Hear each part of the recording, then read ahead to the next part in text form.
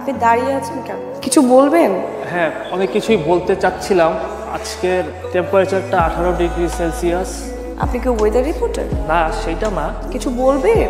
অনেক কিছুই বলতে চাচ্ছিলাম। আসলে তোমাকে কি মানে তোমাকে মানে তোমাকে আমাকে নাকি তোমাকে আমার? হ্যাঁ সেটাই, তোমাকে আমার খুব ভালো লাগে। আপনি লাইনটা সুন্দর করে বলেন। ইকরা, তোমাকে আমার খুব ভালো লাগে। আমি তোমার প্রেমে পড়ে গেছি। তুমি ছাড়া আমি রাতের বেলা ঘুমাইতে পারতেছি না, ঠিক মতো খাওয়া দাওয়া করতে পারতেছি না। তোমাকে দেখলে আমার বুকেতে অনেক কেমন জানি চিনচিন করে, মাথাটা অনেক ঘুরপাক করে। ভাই মারতেছেন কেন? এই শুভ্র ও এরকম না, ও ভালো ছেলে। হ্যাঁ শুভ্র, আমি কি তোর জন্য একটা প্রেম করতে পারবো না? ছেলেটা কতদিন ধরে আমার সাথে ফ্লার্ট করতেছিল, আজকে সাহস করে আমার হাতটা ধরছে। প্রেমটা হলেও তো হতে পারতো, তাই না? প্রেম মানে ভালোবাসা।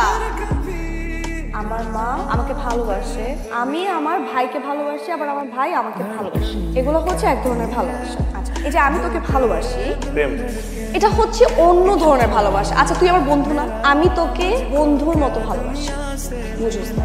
যখন একটা ছেলে মেয়ে বড় হয় তখন তাদের জীবনে প্রেমের দরকার হয়, আবার ভালোবাসারও দরকার। আচ্ছা নাম তুই, আমাকে ধর।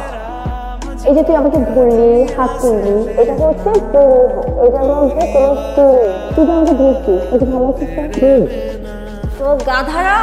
একটা মেয়ে যখন একটা ছেলেকে হাত করবে তখন নিজেদের মধ্যে অন্য রকমের অনুভূতি কাজ করে।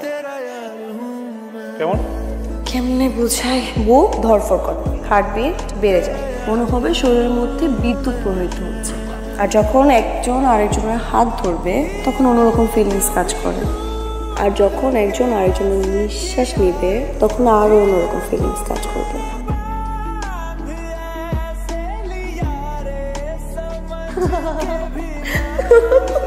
আমি হ্যান্ডসাম। তোকে হ্যান্ডসাম লাগতেছে কিনা? একদমই না, পুরো জোকারের মতো লাগতেছে। কি সার্কাস পার্টিতে জয়েন করছিস? কি পড়ছিস এগুলো শুধু? ওই শাবা কই যা? ধরবি না, তুই বলছিস আমি হ্যান্ডসাম না, আমি জোকার। তোর নাম কি? শুভ্র। যার নামই এত সুন্দর সে কেউ অসুন্দর হয়? আমার শুভ্র এমনিতেই অনেক সুন্দর, এমনিতেই অনেক হ্যান্ডসাম। এইসব ড্রেস পরতে হয় না শুভ্র। আর এই যে চুলটা যখন তুই তোর মতো করে রাখিস তখনই তোকে সুন্দর লাগে। হ্যান্ডসাম, একদম নিজের মতো হ্যান্ডসাম। মনটা খুব খুশি তোর। ওই মা বস। তুই প্রেমে পড়ছিস? না, আমি জানি তুই প্রেমে পড়ছিস। শুভ্রর সাথে এত ঘোরাঘুরি, এত বন্ধুত্ব, এত আদর করিস। আমি এটাও জানি তুই স্বীকার করতে চাইতেছিস না। কিন্তু মারে, আমি এতদিন কিছু বলি নাই, এখন মনে হতেছে বলা দরকার। বিষয়টা বন্ধুত্বের মধ্যে নাই। ঠিক বলতেছ। তুই যাকে পছন্দ করিস তার সাথে আমি বিয়ে দিতে রাজি, বিশ্বাস কর, আমার কোনো আপত্তি নাই। কিন্তু আমার একটা সমস্যা আছে, তোর ভবিষ্যৎ।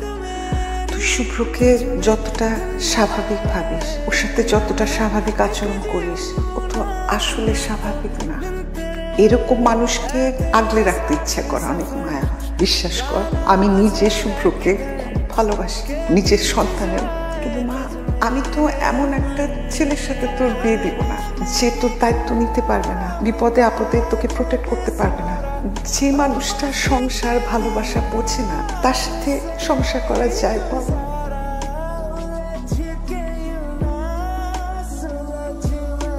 I love you. শুভ্র ইরাকে ভালোবাসে।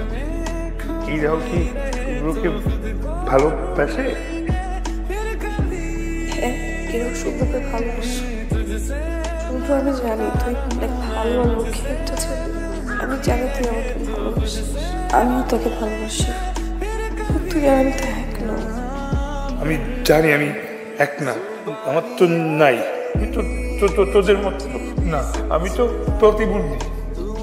কি বলছে তুই প্রতিবন্ধী? তুই এই কথা কোনোদিন বলবি না। তুই আমাদের মতো সাধারণ মানুষ। এরা তো মিথ্যা বলে, এরা তো মিথ্যা কথা বলে, এরা মিথ্যা কথা বলে, এরা মিথ্যা কথা বলে।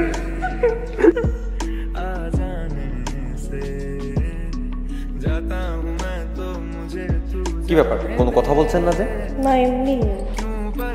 আপনি তো মাশাআল্লাহ যথেষ্ট সুন্দর, আপনাকে দেখেই সারা জীবন পার করে দেওয়া যায়। Thank you. আপনাকে একটা কথা বলি, আপনাকে দেখে মনে হচ্ছে আপনার বয়ফ্রেন্ড আছে, আর আপনার বাসায় এই ব্যাপারটা বোধহয় মেনে নেয়। এই বিয়েতে আপনার কোনো মত নাই, রাইট? না, ওরকম কেউ নেই। তার মানে কি কেউ ছিল? উনি কে? এ ভাই এদিকে আসেন, আসেন আসেন। আপনি কে? কেন আসছিস তুই এখানে? হাজবেন্ড হয়নি তো হবে। হ্যান্ডসাম, মানার